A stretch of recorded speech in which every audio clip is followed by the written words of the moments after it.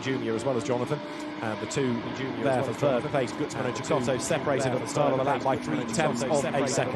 Milos Pavlovic running in fifth place, heading pro-am from Gavatsova and Zaruba at the moment, but that car possibly will drop away in the second stint because Pavlovic is much quicker than Petar Matic, who is the am, whereas Pavlovic is the pro, and it kind of balances over the course of the race. Number 7, Jonathan Chikoto then.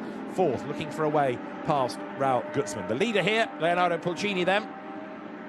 Pulcini pull away, and 2.8 seconds the margin at the start of the lap, and it was 3.4 at the last sector. So Leonardo Pulcini is doing exactly what is required here, pushing. The one variable is, of course, if a safety car arrives in the second stint and brings Spinelli back into the mix, but we'll wait and see as there Gutzman goes through with Chikoto right on his tail. This fight for third is well and truly joined, isn't it, as they bounce their way back from curve to racetrack into the curve of Misano, then up towards the line. The leader goes through, gap 3.5 seconds. Pulcini to Waring, Gutzman is third, Chikoto is fourth, Pavlovic still runs fifth, and then the second of the GSM cars, sixth in the hands of Kiko Galbiati, with Seb Morris seventh, just in the background of the green car, and eighth, Dan Pell. But right now, there's seemingly no stopping Pulcini. He is building this gap all the time, doing it really nicely. Race leaders through. This will be lap number 4, as down that back straight comes Leonardo Pulcini. Through Quechia, he turns now, back onto the power once again. And Andrei Lewandowski, the Pro-Am champion of the year, currently running 5th in class, so he's got some work to do in the remainder of his stint before Karol Bash takes over the car. There is the leader, that's Leonardo Pulcini, still dominant up front, whereas the queue of cars is building all the time for second place, isn't it? Because there you've got Max Waring, then Gutzman, then Chikoto, then Pavlovic, bit of a gap back. Galbiati coming under attack from Seb Morris, small gap. Dan Pell 8th, bigger gap. Zaruba is 9th, and Michael Duerbecker is 10th now, having got himself up past Dmitry Gavatsova, who in turn has got Sebastian Freimuth behind him. Freimuth, new to the championship, new to the cars, doing a really impressive job as he tries to tighten his line and get up the inside of Gavatsova there. Couldn't do it, not for the want of trying, and this is Gavatsova's view now. Down towards Curva Misano they come. Dmitry Gavatsova, who has been another of the drivers new to the championship this year, French GT racer in the past. He's driven in the Midjet series and a very different type of car this year. Of course, French GT runs to GT4 regulation, so a bit of a step up in terms of the amount of grunt that he's got available here. Sebastian Freimuth right there behind him. Sebastian Freimuth, who's done some Porsche racing, but largely single-seaters, Formula 4 in Germany and Italy. And there he is in the AKF car, right on the back now of Dmitry Gavatsova for 11th overall. And behind them, you've got the leading AM, which is Gabriel Vrendoni. Leading in Lamborghini Cup, by the way, 25th overall, Gerard van der Horst. On board again with Dmitry Gavatsova here.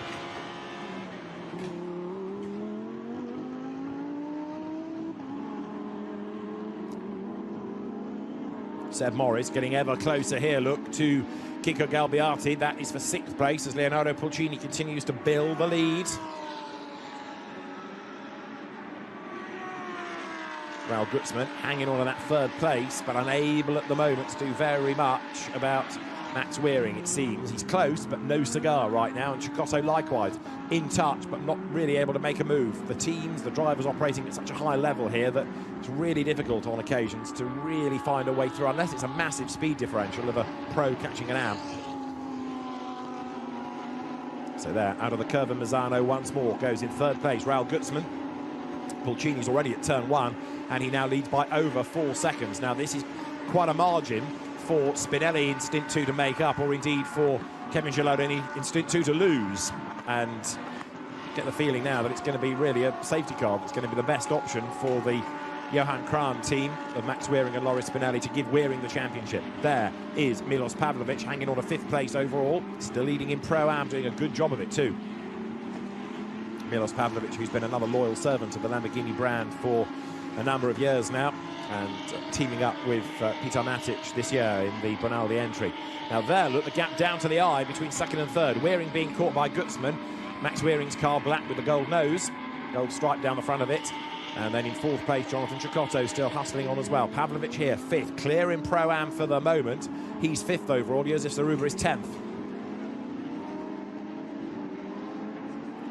But for Leonardo Pulcini, they've had, he and Kevin Gelardoni, a really good season. Is it going to be rounded out with a race win here? Kind of get the feeling that it would be just desserts, really, because they have looked so good all year. The first win came at Paul Ricard, helped by a penalty. From memory, it was the Cecotto car that was penalised. They had a proper win in the second race at Ricard. There was another win at Zandvoort and a win in the second race at Spa as well. So it's been a really good year for those two. Here in Pro-Am, Milos Pavlovic has shown good pace, but has come away thus far without a win.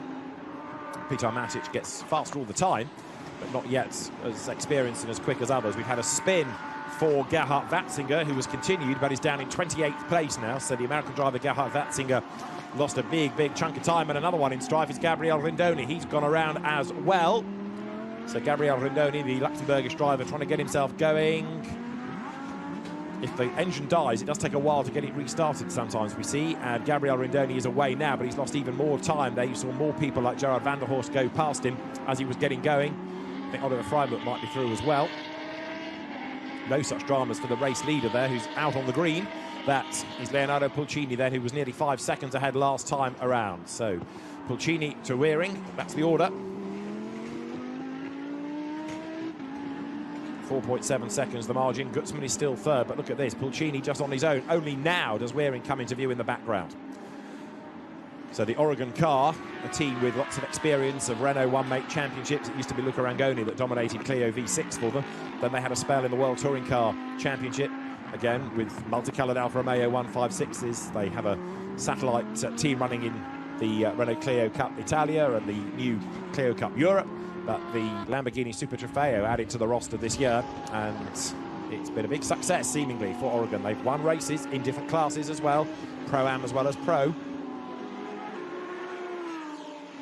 And over the timing line then, engineers look on.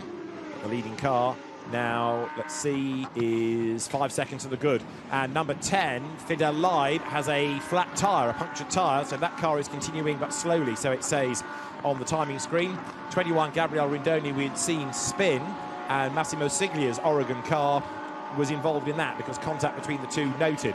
But another puncture, seemingly, and it's Fidel Leib, number 10, that has picked it up, according to the information on the timing screen. Number 10, flat tyre, continuing slowly. So that's there for our information and also for the teams to pass on to drivers to say there's a slow car somewhere on track, be careful. The last thing you need is suddenly to come across a slow car unexpectedly, unsighted, and plough into it. So the drivers get that information from the teams and they are aware of it. There it is. So Fidel Leib limps on back towards the pit lane.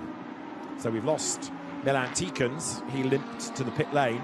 He did pull the car off the road, but got as far as the pits in the end. And there, look, another car with a puncture. It must be that they're running too far off the road behind the curb and slicing through the tyres.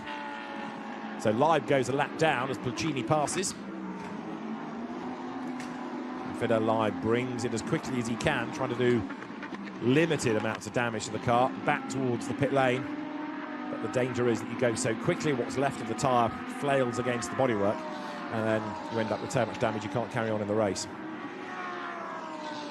Now, Peter Matic watching Milos Pavlovic, 5th overall, and Peter watching this also with Marietta. Peter, Milos is doing a great job out there. You're in a very good position to fight for a class victory on the last race. Sorry? You are in a very good position to fight for a class I'll do my victory best, today. and I'll try to really do my best and to try to keep the position. He made a great job, big difference, big gap, and let's cross the fingers to do some results. How challenging is to do the second stint? Very, because that's my first season in this category, and you know, I'm a little bit inexperienced, but yeah, I'll do my best, definitely. And you have to jump in a car that a different driver has been driving. Yeah, that's the, you know, always the challenge, yeah. Good luck for your stint. Thank you. Peter Matic getting quicker and quicker all the time. 27 has picked up a penalty, Massimo Siglia's car, for contact against Gabriel Rindoni, so it'll be a 5-second penalty at the end of the race. Massimo Siglia then been given this 5-second time penalty. That's Oscar Lee you're looking at, who is 17th overall and is currently 6th in the Pro-Am class. He'll hand over to Dan Wells for the second stint. Car number 23, Prabhakaran Kumar, also being shown a blue flag, so needing to up his pace a little bit or get out of the way. The Malaysian driver learning a whole load of European circuits this year and adapting very well, but being given the blue flag just to remind him that you've got the whole train of leading cars bearing down on him in the Sospiri run car. He needs to get out of the way as rapidly as he possibly can as they're going through. Is Raffaele Giannoni, that's the leading AM. He's 15th overall. We're about 5 minutes off that pit window opening now, as the leaders turn their way up to the turn 3 exit. Pulcini clear by 5.5 seconds now. Although last time, interestingly, Max Wearing was a little bit quicker. Now, was that down to traffic, or is that Max Wearing now being able to genuinely up his pace to a point whereby he can take the battle to Pulcini? We'll see, as there Raffaele Giannoni, I should say, goes over the timing line.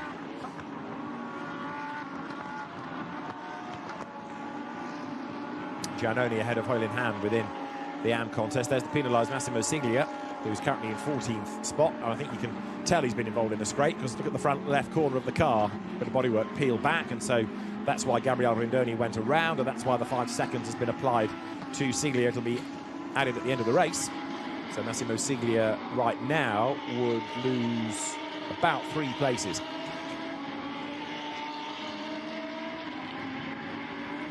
So he goes out of turn 8 to Quechia, up towards that double apex approach now. Tramonto through the kink and then into the corner itself. Gets back on the power, accelerates down the hill. Now this will show us why, yes, it was a slightly ambitious move, wasn't it, going into the right-hander and biffed around Gabriele Rindoni. So never fully alongside there with Sigue. It was a little bit ambitious, that, and the net result is the 5-second penalty applied by the stewards.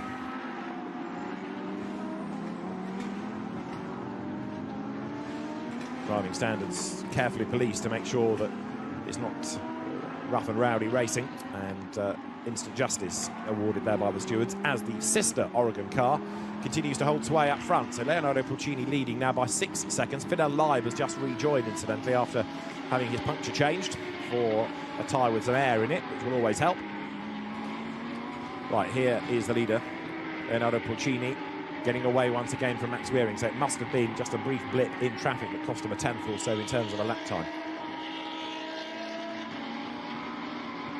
So Pulcini riding the curb, using all of the real estate available to him, but trying not to go so far over the curb that he's risking the tyres, as 1 or 2 others have done over the course of the race.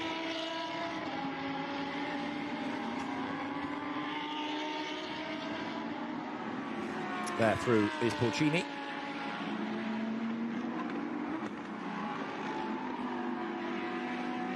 Runs a little bit wide over the curb there, but all good for him as he now turns on towards the approach to Curva Mazzano. So we've got just under 3 minutes before the pit window opens. Pulcini quicker than Gilardoni, ought to stay out as long as possible, I would anticipate, or certainly well into the window. And there you've got third, Gutzman, keeping Max Wearing honest. Max Wearing, the Dutch driver, not getting away from the Mexican here. Jonathan Cecotto still runs fourth. He, in turn, is not really being able to do much about the car ahead of him. So very, very evenly matched in terms of pace here. Raul Gutzman goes through. And there, looking further back, Cecotto fourth. Pavlovich is still fifth. Galbiati sixth. Sir Morris seventh. Dan Pell is eighth. Second Pro-Am is 9th overall. Josef Zaruba and Michael Dorbecker's VS racing car runs in 10th spot. There is Gutzman, but still not able to really hunt down and make a move against Max Wearing. Through the traffic goes the leader. Puts a lap on Hans Fabry's car. So Fabry quite a long way back at the moment within the Lamborghini Cup.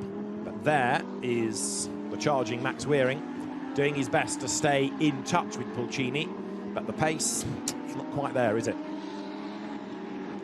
In qualifying, which was yesterday, he was about 4 tenths off, but that's over 1 lap. You multiply 4 tenths by a stint, and here's your gap. So through goes Wearing. Brakes working hard as he slows the car for the approach to the Curva del Carro, and a bit of a slide over the curb there. Cicotto, the back, just ever so slightly unsettled. Dad Johnny is here, former motorcycle world champion and Tolman Grand Prix driver and BMW touring car star. He's here to cheer on Jonathan, very much an Italian domicile family these days. The drivers get set in the pit lane, and Loris Spinelli, I would imagine, will replace Max Wearing pretty promptly to try and get on with the job of reducing what's now 5.9 seconds. Now, where are we on the clock? The pit window will be open at the end of this lap. And if I were the Johan Kran team, I'd have Wearing in and Spinelli behind the wheel pronto. They're going through to Kiko Galbiati, still sixth. Through the traffic goes Milos Pavlovic, passing Hans Fabry, taking Galbiati with him, and Seb Morris there. Morris doing his best, as ever, for the other Seb B, Sebastian Balthazar, winner at Zandvoort earlier on in the season when he and Noah Watt were showing the car. Noah, the son of Jason Watt, former racer before he was paralysed in a motorbike accident. There, Milos Pavlovic, fifth he is, and still well clear of Josef Zaruba within Pro-Am, but still would think that Petar Matic is going to be hard-pressed to maintain that pace for the remainder of the race. And Pavlovic, you can anticipate to go to the end of the window, which is now open then. So the pit window opens for the stops to get underway. So Pulcini, Wearing, Gutzman is the order right now. There through Milos Pavlovic.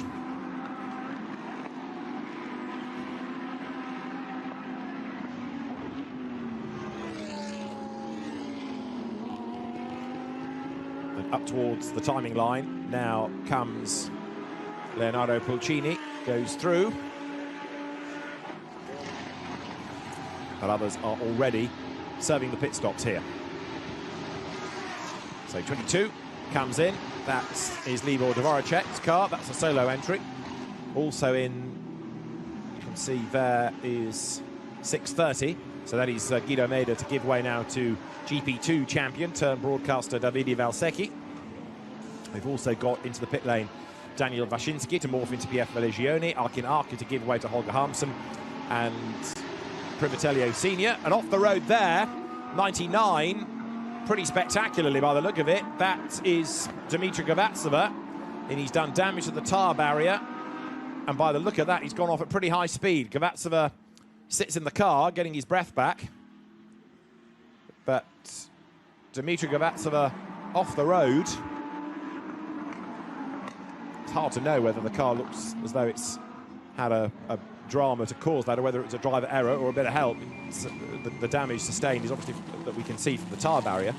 So that car off the road, this could be quite significant in what happens next in the course of the race. The pit window cycling through, the stops getting underway, and as the light starts to fade late afternoon here at Misano, we'll keep an eye to where that car has gone off and how close to the edge of the road it is.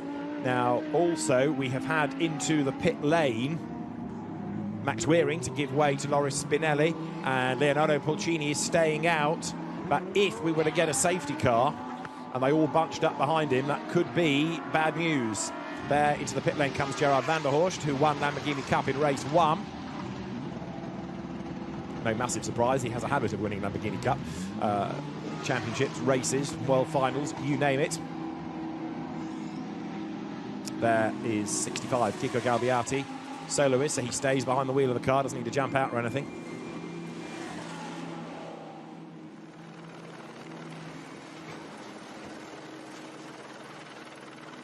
And here, drama in the pit lane. Look, Loris Spinelli losing out to Glenn van Berlo, and they rub in the pit lane.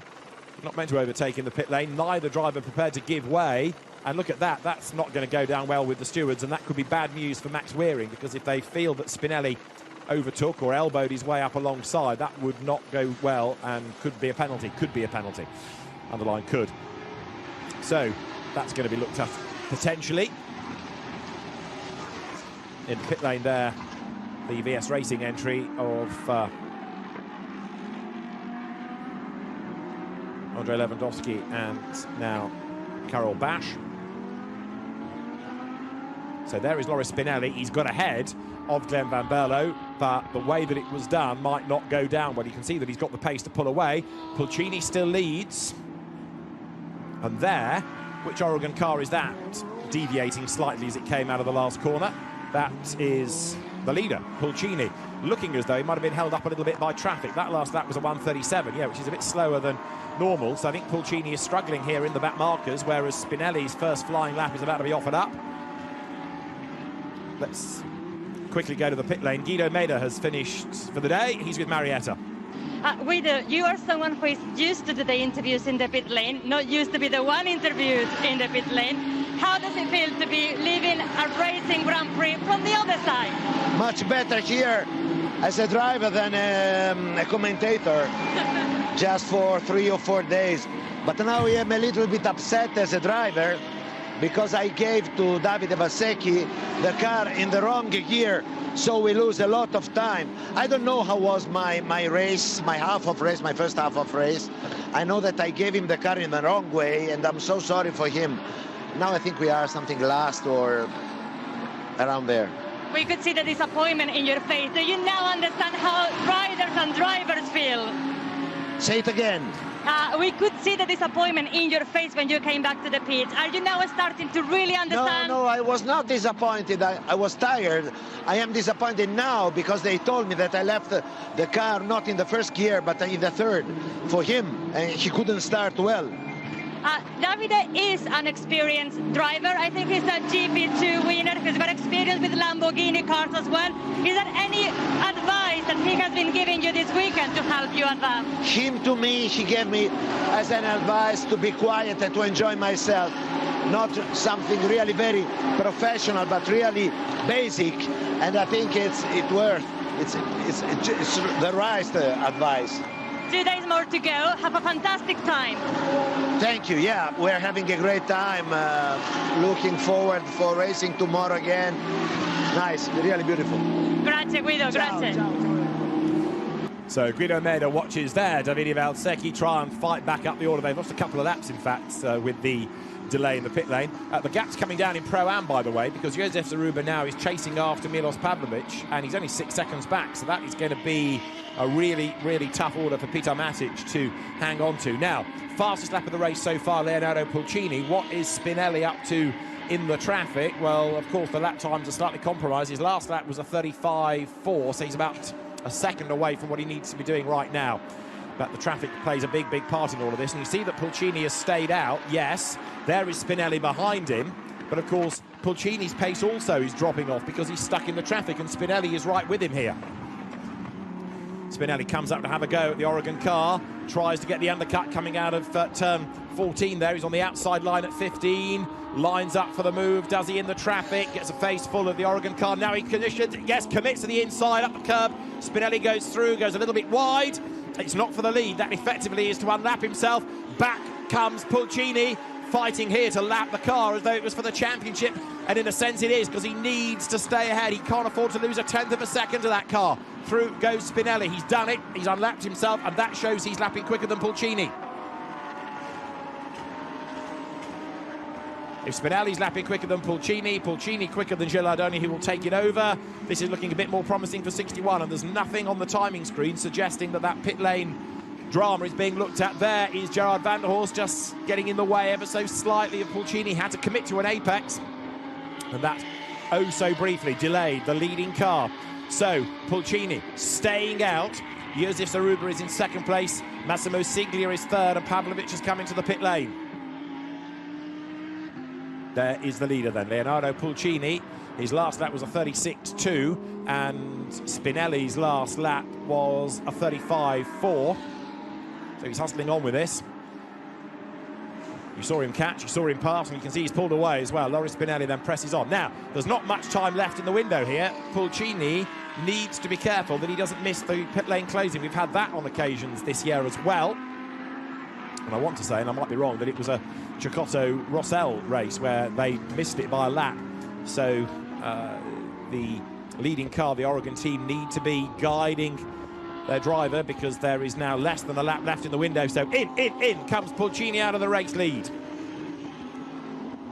gets to the pit lane line, hits the brakes, the brake dust flies out of the front of the car, and down the pit road comes then Leonardo Pulcini to give way to Kevin Gilardoni, and it's going to be absolutely fascinating to see what pans out after all of this and where the rest of the pro class cars are. Remember, it's going to be 100 seconds line to line. Out gets Pulcini, in will get Kevin Gilardoni. There he is, ready to take over, number 11. Clambers in, the team ready to strap him in. Leonardo Pulcini, work done. It's interesting, isn't it, that in some cases the co-driver helps the second driver, in other cases walked away, job done. Kevin Gilardoni then behind the wheel. Now the pressure is on. The man he's fighting for the championship, Max Wearing, will be watching on from down the pit lane. In behind has just come Massimo Sigue to give way to Axel Blom. So interesting that they got both cars in at the same time, which just makes life even more busy for the team. Kevin Gilardoni is ready to go. And the Oregon team with a collective heart in mouth, in a sense, here. Gabriel Grindoni down the pit road as well to serve his mandatory stop. Just over 20 minutes, the final section of the race to go. Away now goes Gilardoni. It'll take him a lap or so to get totally comfortable in the car. All the time, of course, Spinelli is charging. He's doing personal best in the sectors as well. Pulcini still has the fastest lap of the race, but this is the car that it's fighting against. Spinelli onto the pit straight as he comes out of the Curva Mazzano then, over the line. Now down the pit road goes Gilardoni, but remember it's a long loop and a big slide there, Spinelli. That shows you how on the limit he is. Absolutely all guns blazing here. Where is he going to be relative then to number 11 of Gilardoni? There they are together as they come up towards Rio, and that means now that ahead is Spinelli. So they've jumped ahead on the pit stops. The pace of Spinelli by getting into the car sooner has given him the race lead ahead of Kevin Gilardoni. Now, there's a 4-point margin between them and a 3-point difference between a win and a second. So this is still not enough for Spinelli. Somehow they need to get Glenn Van Berlo up into second place, but he's a long way back. It's almost now out of their hands. Loris Spinelli then, 4 points back if you include the point for pole position. So by a point, it should be a championship for Gilardoni and Pulcini, unless that car develops a problem, unless it drops back. So there they run towards the traffic again. Another back marker is up the road. It's Oliver Freimuth, who suffered some damage in the first race. Oliver Freimuth, experienced driver, but he's just getting in the way slightly there as he has to sort out his line for the corner, and that delays Spinelli. It brings Gilardoni back into the game as well.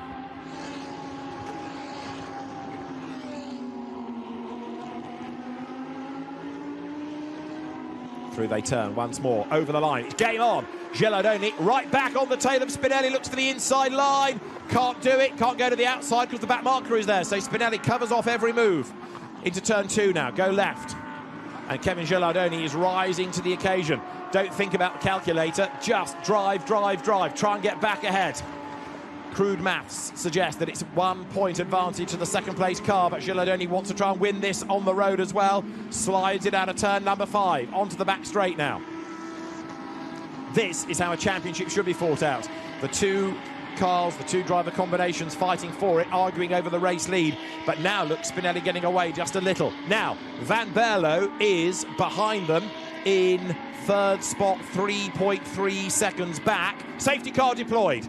That is going to throw Van Berlo a lifeline at catching Gilardoni, and it's going to give a lifeline to Max Wearing, because if Van Berlo could get through on the restart, that would certainly help. Right, safety car deployed. Now, is that all for Andrea Kohler and Dmitry Gavatsev's car? Possibly. Let the pit window finish and then neutralise the race. That could be the answer. But we'll wait and see where the recovery operation is taking place. But safety car deployed then.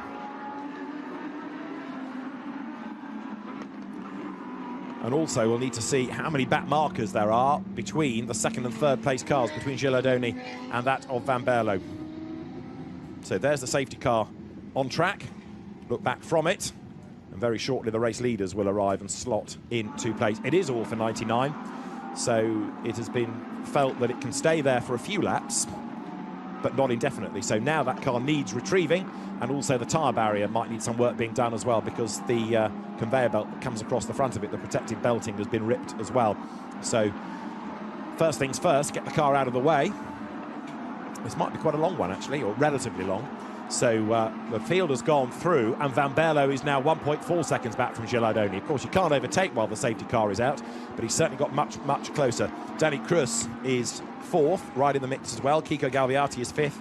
Seb B, Sebastian Balthazar up to 6th. Kevin Rosselli is down to 7th, and Bronek Formanek has already taken over the lead of Pro-Am, and he's 8th. 9th is Mattia Michelotto, and 10th is Petar Matic, ahead of Karol Bash. Whew, so, frantic stuff. And as the field makes its way down the back straight, now the weaving goes on to try and not just keep the warmth in the tyres, but also keep the pressures up as well. So there is the lift that gets the car of Dmitry Gavatseva out of the way.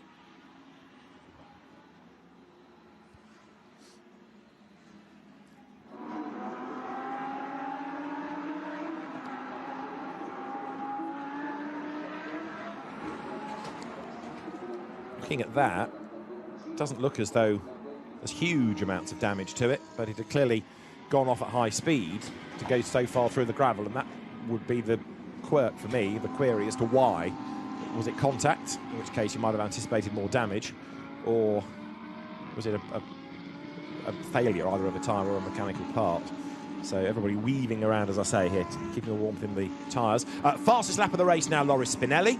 So he's done that in every race of the day, European or North American, and I suspect he'll be doing it again on the restart to try and stretch the advantage. But the fight's going to be number 11, Gilles Aldoni, versus 41, Glenn Van Berlo. If Van Berlo gets between them, that would be a 5-point margin in the points scored in this race, and the gap is 4, so it would give enough to Max Weering to win the championship. Just trying to see where Glenn Van Berlo's car is relative to that of Kevin Gilles Aldoni in terms of any back markers between them. So you're looking back at the leader. There is the Oregon car. It looks like Van Berlo might actually be up into contention on the road as well, 3rd in the queue. I'll check when they go past the window. There could be one back marker because they're black cars both.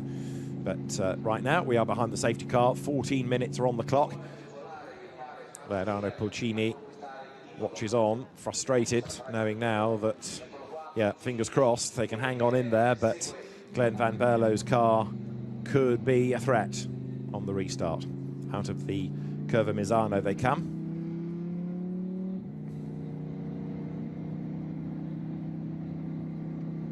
So that is the Pro-Am leading car. Bronek Formanek at the wheel of it. 6:30, Davide Valsecchi pushing on. Right, there is one back marker between Gilles Aldoni and Van Berlo. It is Oliver Freimuth's car. So only one to negotiate. While we have this safety car, let's hear the thoughts of Leonardo Pulcini. I bet he's nervous, Marietta. Leonardo, you can't stop looking at the screens. It's going to be a very tense end of the race. Yeah, it's all about the last part of the race. Our problems start because I found a lot of gentleman drivers in front of me. I started to lose a lot, but I hope Kevin will finish the job, and let's see. You did do a fantastic start of the race. You opened a gap really soon. Yeah, the car was amazing. I know I have to push like a hell, like I have to do a stint like a quali laps, and I did. Unfortunately, we lost a bit, but let's see now. Let me see the race. Thank you very much. Leonardo Pulcini then looks on in 12.5 minutes time. He'll know if he's a champion or not. In Lamborghini Cup, by the way, which is the other one to be resolved, Hans Fabry is running in 5th. Pierre Feligioni is running in 3rd, and that would still give the championship to Hans Fabry by 2 points. So it's enough there to give Hans Fabry a title. But the real focus of attention, of course, is on what's going on overall. That would be back-to-back Lamborghini Cup titles, by the way, for Hans Fabry. So safety car stays out. In a sense, this is good news for Pulcini, because fewer minutes means fewer racing laps, means less time for Van Berlo to attack. But it's equally nerve-wracking for Max Weering, who wants the race to get underway, of course, because that gives more time for Van Berlo to attack Gilles Ardoni. Dutch driver could help another Dutch driver here. So the fans and the families that are here on a Friday to watch Super Trofeo, they've come from far and wide, of course, because we're not just the North American Championship here, but the European Series containing drivers that come from Germany, from Serbia, from France, from Poland, from Mexico, from Denmark, from Luxembourg, from Switzerland, from Italy, from Poland, from Malaysia, from China, from the UK. It is a truly cosmopolitan paddock.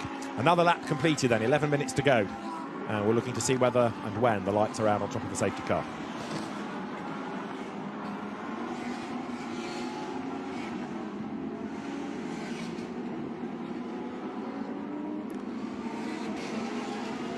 So they're watching on. Great part of the Misano circuit is the rooftop gallery, if you like, on top of the pit straight. You can see, obviously, the pit straight itself, but the bulk of the circuit gives you a fantastic view of what goes on around the lap. Safety car in this time now. Confirmed, it's in this lap.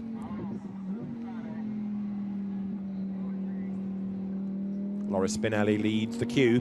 Max Weering has also been racing in the North American Championship this year, but elected to miss the previous race to get ready for this, the real focus being on trying to win in Europe. Well, he didn't take the battle really to Pulcini, but certainly Loris Spinelli is taking it to Gilles Ardoni. He's ahead on the road, and you can anticipate that he'll pull away on the restart. The real question is whether or not he's going to be able to fend off the challenge, Kevin Gilles Ardoni, fend off the challenge of Glenn Van Berlo.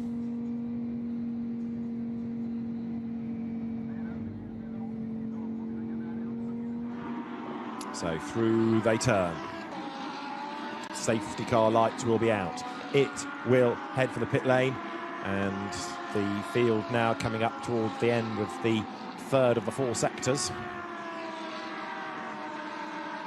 The Misano circuit, a new home for Lamborghini World Finals.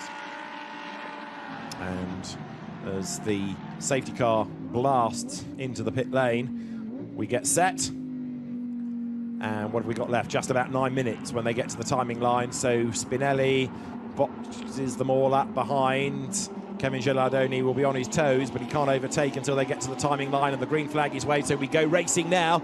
Loris Spinelli accelerates away, and in fairness to Kevin Gilles Ardoni, he stays with him, tries to take the fight to him. Up the inside of Oliver Freimuth goes Glenn Van Berlo. Danny Cruz runs in fourth place at the moment.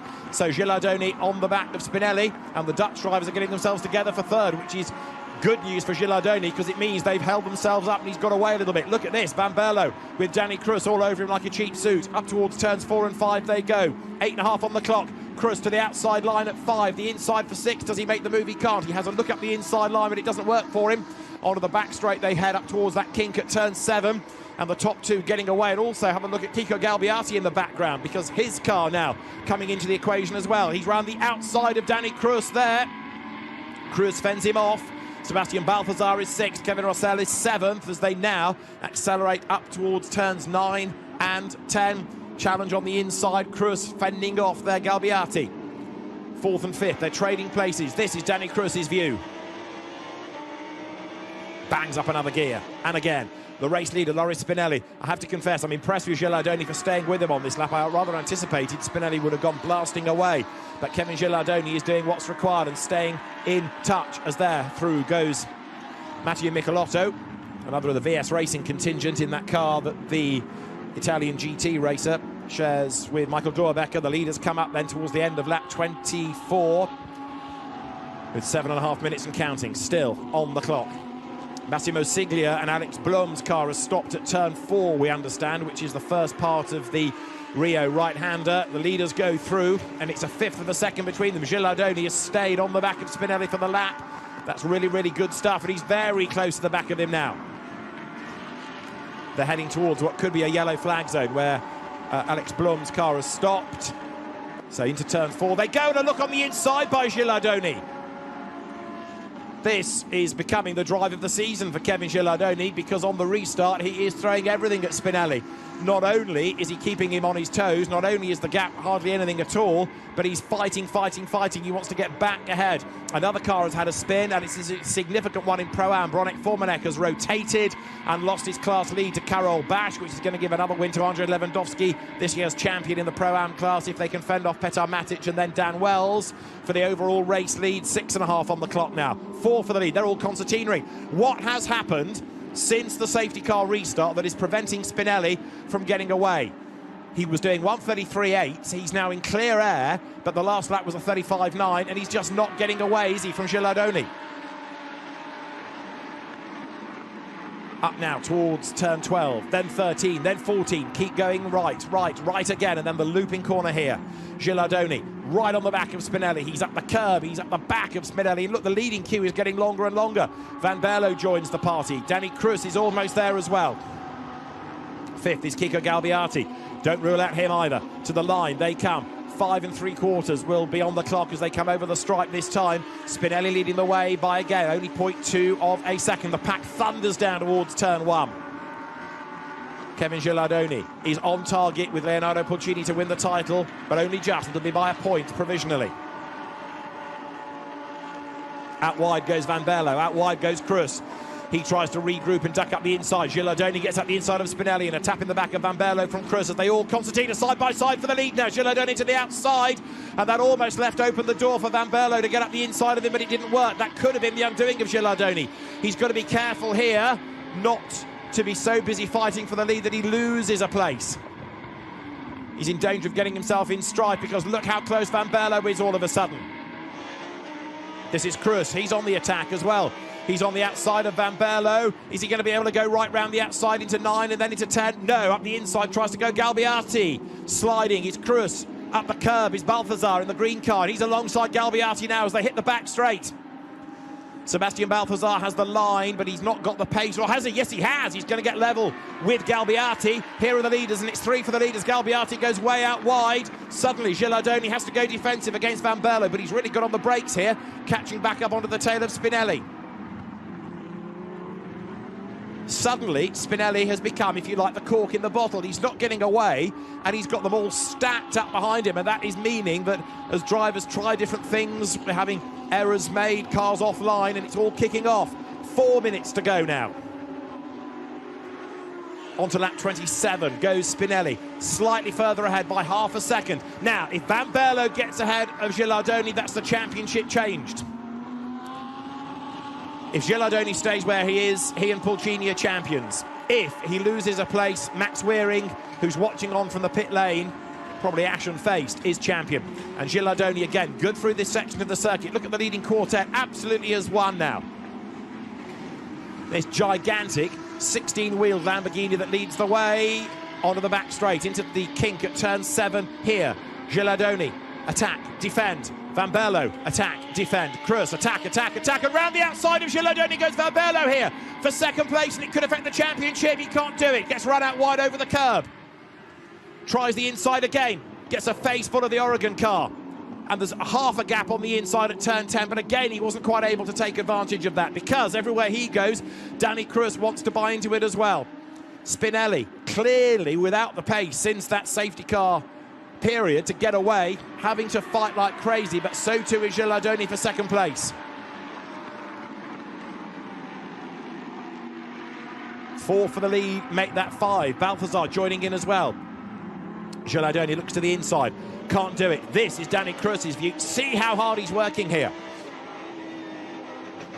Rattles over the curb, left, run out wide, bounce back onto the racetrack.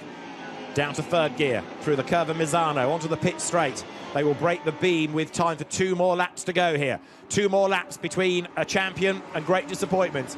Is it going to be Max Weering that celebrates? Is it going to be Kevin Gilardoni and Leonardo Pulcini? Well, right now it is the Oregon team, but Van Berlo is on the attack once again.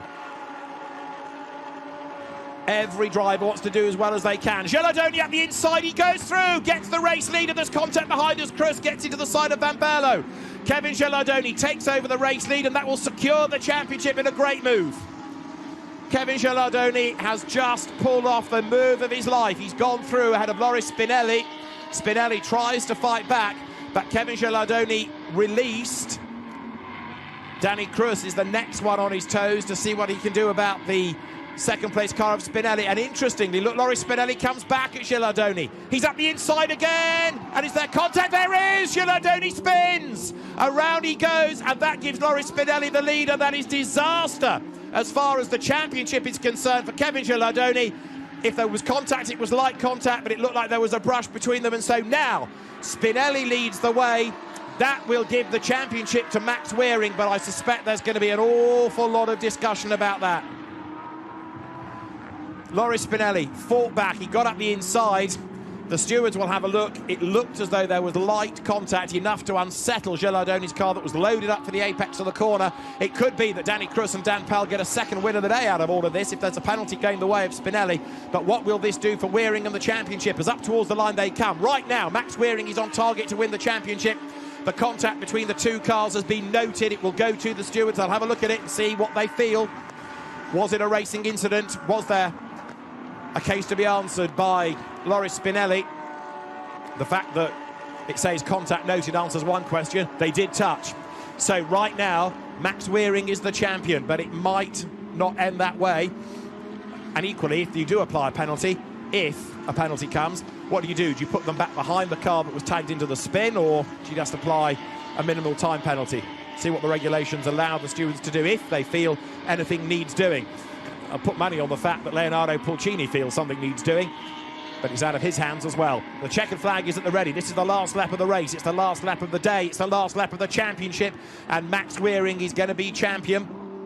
There to the inside, clatters Sebastian Balthazar, and he spins and he takes Van Berlo with him.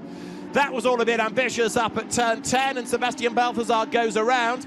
He was looking for third place, instead of which he's got damaged suspension. Look at the right rear. It's like a crab. The car limps on. He's only got to get to the checkered flag. But that is not going to be easy with broken suspension. He's off the road and back on again. So it's a rather fractious end to the day. Up towards the last corner comes Loris Spinelli. Up towards the checkered flag comes Loris Spinelli. We'll talk him over the line as a winner, but he's going to get a 10-second penalty. 10-second penalty to Loris Spinelli. So over the line he goes. Now we need to see where the results are going to put him relative to Gilardoni. So it's going to be a win for Danny Cruz. Mattia Michelotto and Michael Dorbecker get second. Carol Bash takes third. And Loris Spinelli, a 10-second penalty, which is going to put him behind Gilardoni. So it's enough to give Gilardoni the championship with Leonardo Pulcini. So Loris Spinelli is given a 10-second penalty. Gilardoni was 7 seconds behind him. So it means that Oregon are the champions. They have just been able to outscore, and there is the delight. It took a while to confirm it, but the stewards, fair play, acted quickly. So Loris Spinelli won on the road, and it's a second win of the day for Danny Cruz and Dan Pell. This time they've inherited it because of a penalty, but they'll take it. And second across the line after the contact up at turn 10, Mattia Michelotto. Now here's the replay. To the inside goes Spinelli. Look, he's got two wheels on the ground. It was ever so slight, the contact, but it was enough to turn around Kevin Gilardoni. The car all loaded up. This is how Danny Cruz saw it. Yeah, there it is. Puff of smoke as Spinelli hits the brakes thinking, oh no. And, well, he had to try. Try he did. So Max Wearing has to accept defeat, but a very happy Leonardo Pulcini will take the win. Dan Pell with Danny Cruz then inherit the race win. And we'll have the drivers to the podium very shortly indeed. We'll also have a chance to hear from winners, from champions. And there, Danny Cruz and Dan Pell take the win. Mattia Michelotto and Michael Dorbeker's best of the year net second and third. Again, Carol Bash and Andrei Lewandowski as it was in race one. They will win Pro-Am ahead of Dan Wells and Oscar Lee, and Petar Matic and Milos Pavlovic third. And finally, there's an AM win for Gabriel Grindoni from Raffaele Giannoni and Hoylin Han. And in the Lamborghini Cup, it's that man Van der Horst. Once again, Gerard Van der Horst wins from Libor Dvoracek, who had a spin. And the Privitellios come home in 3rd place. So that is how we end up at the end of another lively race. Delight for Danny Cruz. I'm still intrigued to know what was going on for Loris Spinelli that meant that the car did not have the pace on the restart, because he just struggled, as we had seen, to get away. Hans Fabry, just to confirm, ended up ahead of Pierre Fagioli and Daniel Waczynski, so that confirms the Lamborghini Cup title for Hans Fabry for the 2nd year in a row.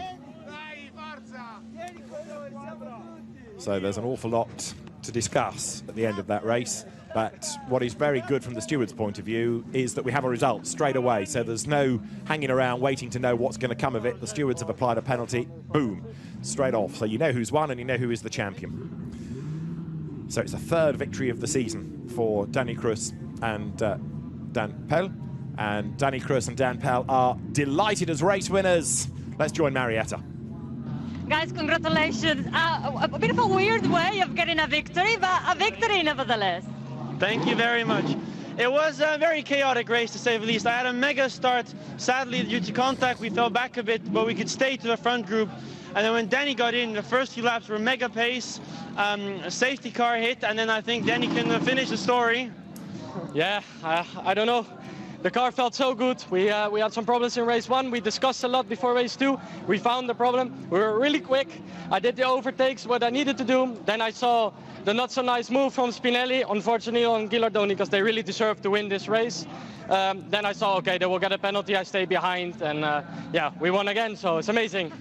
What an amazing way of putting an end to the Super Trofeo. How much confidence does it give you for the World Finals? Yeah, a lot. If the car is like this, we'll be up there and we can fight for it. So yeah, it's an amazing feeling now.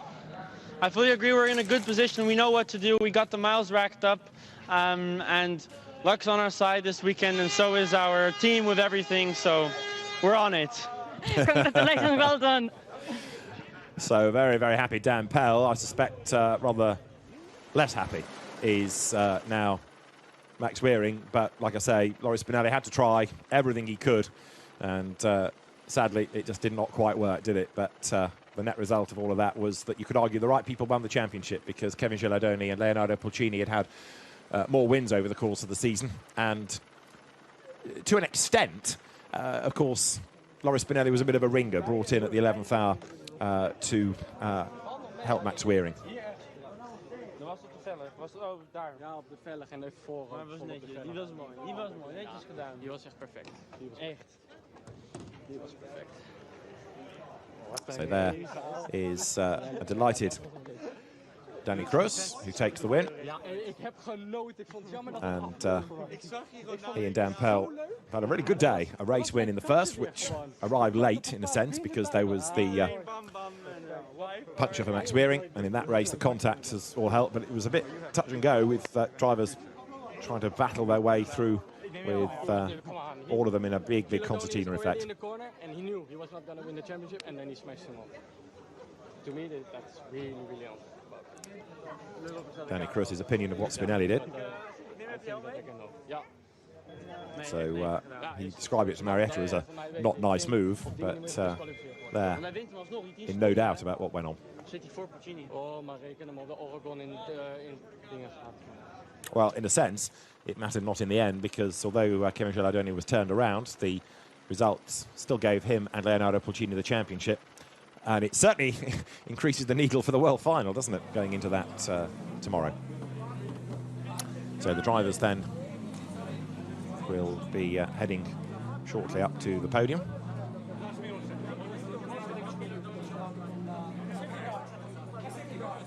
Lots of drivers discussing the race, and the effect of the safety car. Libor Dvoracek there discussing with the rest of the SEC Arminicek team. So battered cars to be retrieved. And let's have a quick look at the race result. First of all, 29 laps in the book. Dan Pell and Danny Cruz, the winners, from Michael Doerbeker and Mattia Michelotto. Carol Basch and Andre Lewandowski taking third. Jonathan Cecotto and Kevin Rossell up to fourth in the end, ahead of Kiko Galbiati. After the spin, Kevin Ghilardoni and Leonardo Pulcini sixth, but down to seventh because of causing the spin, Spinelli and Weering. Eighth, Glenn Van Berlo and Raoul Gutzmann after contact. 9th, Dan Wells and Oscar Lee, and 10th, Sebastian Freimut.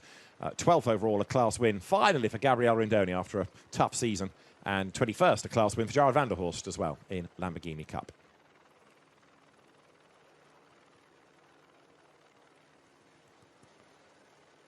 So there, the last drivers didn't get to the end. We lost Massimo Siglia, we lost Dimitri Gavatseva, we lost Milan Tikans early in the race, as you saw with that damage to the suspension. Well, Kevin Gilardoni and Leonardo Pulcini are somewhere, but they're taking a bit of finding. So we'll concentrate for the moment on the podium. Drivers heading towards the trophies. Lots of thirds, lots of seconds. You see the classes all formed there: Lamborghini Cup, the AM, the Pro-Am, and the Pro competition as well.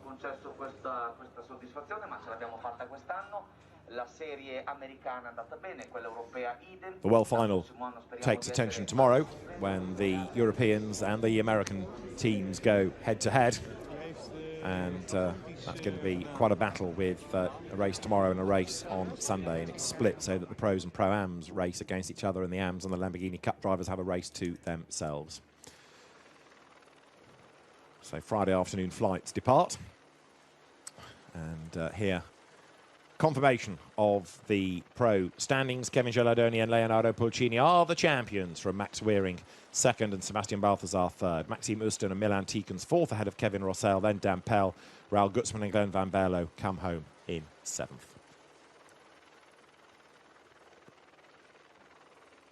And all of that was affected by drama late race. In Pro-Am, it was all decided really before the first. Andrei Lewandowski, the champion, from Karol Bash, his regular co-driver. Bronek Formanek and Josef Zaruba take third. Oscar Lee and Dan Wells fourth, ahead of Andrea Kola and Dimitri Gavatseva, with Massimo Siglia next. And his regular co-driver, although absent this weekend, Guillaume Prouillot, coming home next in the order.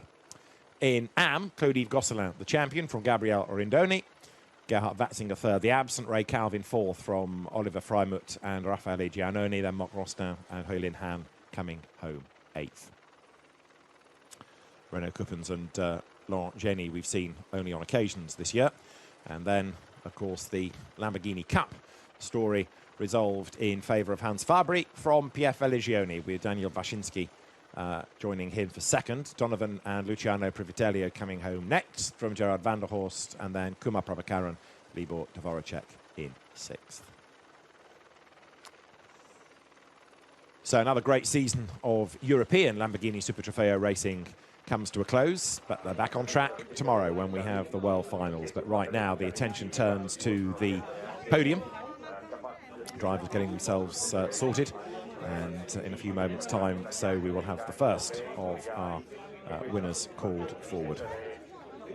So class by class, the podium. Giorgio Sana is there, the motorsport boss, former Super Trofeo racer himself, and a man who really has pushed the brand, pushed the whole Lamborghini story into the regions, with the Middle East, with the European, with the, ciao Giorgio, the Asian and North American stories, all becoming bigger and better and more successful. Drivers being given their masks, ready for the podium.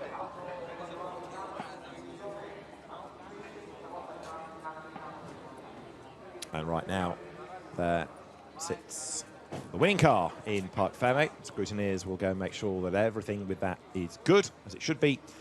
And Dan Pell and Danny Cruz for the Bonaldi team, taking 2 race wins here today. Perfect way to complete the season. Quite a few damaged cars I can see as well being brought back, but some of the teams are in for a busy night, getting them ready for tomorrow's World Final competition, where they have the warm-up, the qualifying, and then race 1. So again, give the drivers track time over the course of the day. There is also tomorrow the season prize giving.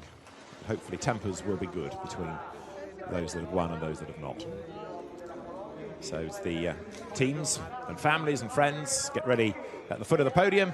We will have then the drivers called forward, and the outright top 3, Karol Bash and Andrei Lewandowski, step forward first of all. They were third in the earlier race, and they're third again outright. Then The best of the year for Michael Dorbecker and Mattia Michelotto for the VS Racing Vincenzo Sospiri team. They step forward now as the second place drivers. As I say, they have been there or thereabouts all season, but not that high up the order, so it's a good result. And then the race winners, Danny Cruz and Dan Pell, come forward. Danny Cruz also brought in to help Dan Pell mid-season to give him greater pace and help guide him through the intricacies of these cars, and it certainly worked because they had a win at Spa and 2 wins here at Misano.